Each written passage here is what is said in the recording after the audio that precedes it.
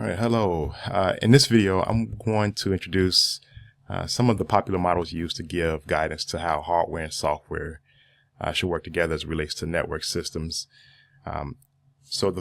We've talked about network topology in terms of like bus, mesh, star, hybrid. So these are all ways in which we connect different devices to form a network. And we talked about different networks themselves, like personal area network, local area network, metropolitan area network, wide area network, and the biggest is the internet. But let's talk about these models and what the purpose of these models are for.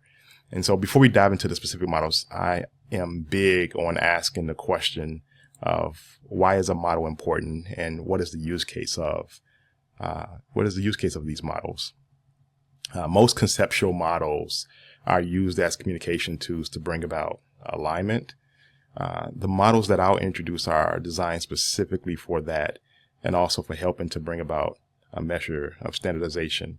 When I teach my database design course, there's a model that we use called the ERD, I'm forgetting the acronym, entity diagram. Right. Let's just keep it at that ERD diagram. But essentially the diagram maps out the different tables and the data points that we'll collect for each table, but then also illustrates the relationships between the tables. And really the whole idea of that ERD diagram is to use it as a communication tool with the client or with the company you're doing the work for, so that all parties involved in the creation of that database will get sign off before you actually go into developing the actual database.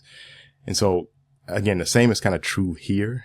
But think of it when you think about these models in terms of networking, we're working with not just folks in this country, but we were trying to create a networking system that everyone can comply to on an international scale. So when you think about the internet, everyone have access to that wide area network. But there's different companies, there's different protocols, there's different software. How do we bring alignment so that everyone is developing and creating to one standard that allows these devices to communicate with one another? So for instance, in this picture, the pictures that you'll see in the slideshow, I put in as a prompt into some of these large language models and said generate an image that will illustrate some of the things that I'm talking to you about in this video. And I think they did an excellent job with illustrating some of the things that I'm trying to communicate here. So for instance, manufacturer A and manufacturer B, I probably would have changed the manufacturer piece. I could have refined it, but I think we'll get the point here. But they may develop servers, or this manufacturer may develop desktop computers, and this manufacturer develop mobile devices.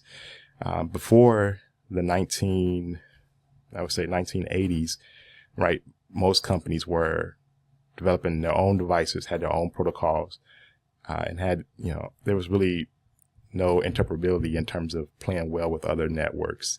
And so there were they were proprietary to that company specifically, and there was no combined effort to standardize in that sense. And so you had companies who had well-defined networks in their own sense, like the military, and some big research organizations, but these networks didn't communicate with one another. So there were some models that were introduced, and there's an error here. This should be TCP IP, not TSP. But the International Organization for Standardization, came into play and developed what we call the Open Systems Interconnection, which is the OSI model. I had to look this up myself. Like, why is it ISO when it doesn't actually follow these here? And I believe it's because what I found was that this is the Greek. ISO stands for equal. And so it actually is not an acronym for this here, but ISO stands for equal. And so to kind of create an equal playing field for all. And you may have you may already be familiar with ISO standards. They set standards on an international level. So there's some that I know off the top of my head, like ISO 9660, which deal with file paths in the browser, on your operating system, and so in your machine level, and it sets the standards for how we do file paths and so forth. There's some other standards that are out there that you'll become more acquainted to if you're in a certain line of work, and you'll begin just to know, like, I have to design according to this standard, right? But this image here is pointing, all these different manufacturers from the previous page is pointing to these 7 layers, which is the OSI model. And we're going to talk more about the OSI model in another video here. But the OSI model really brought about a measure of standardization. And it's not the oldest model that was used. Actually, the DoD, which stands for Department of Defense, was doing something called TCP IP way before the OSI model was created. And so TCP, like I'm saying it wrong now, TCP IP protocol was used to essentially transmit data between network devices. And so, and I would say that just because we have these models doesn't mean that every company complies to this model. Some companies may only use 1 or 2, but all that to say is that the Department of Defense was using TCP IP way before the OSI model came out. I think the Department of Defense was using this in the mid 1970s, and then I think OSI came out in the late 70s, early 1980s. I can't remember all the details. Taking me back to school here.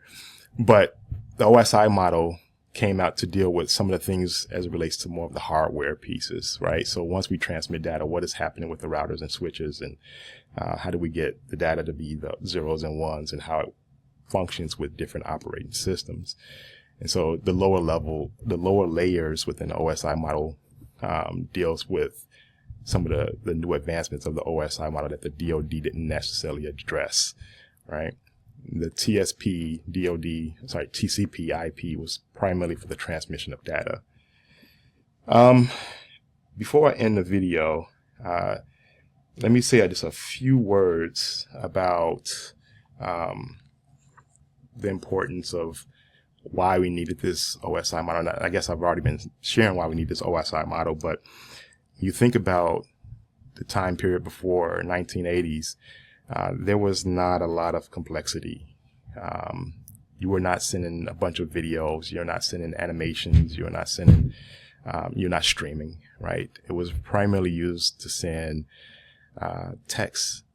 And so there was no need for encryption or security. The dominant operating system at that point was Unix. And as long as all your hardware models are adapted to the DoD model and use the TCP IP protocol, compatibility was not an issue, right? And the other piece you want to think about is that before, we didn't have fiber optic. The primary way of communicating over network media was telephone lines. And so, when you think about that, it's not too much. You can send a lot through telephone lines, actually. If you think back to 1995, and when you had to ring it up, and that was through telephone lines. But now we have fiber that's buried in the ground, and that you can transmit tons of data in a moment's notice. Okay, I'm getting off the topic here, but